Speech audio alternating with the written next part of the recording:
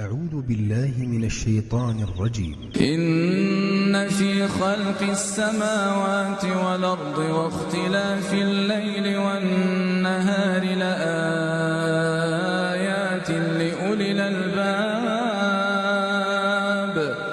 الذين يذكرون الله قياما وقعودا وعلى جنوبهم ويتفكرون في خلق السماوات والأرض ربنا ما خلقت هذا باطلا سبحانك